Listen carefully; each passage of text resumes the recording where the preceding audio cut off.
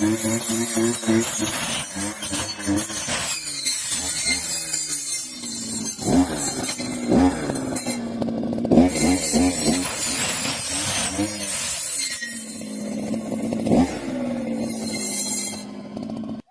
मित्रांनो, आता तुम्ही व्हिडिओमध्ये बघितलंच असेल आपण ह्या मशीनला जी मोठे मोठे झाड आहेत ती शिडीखालचे काढून घेतलेत.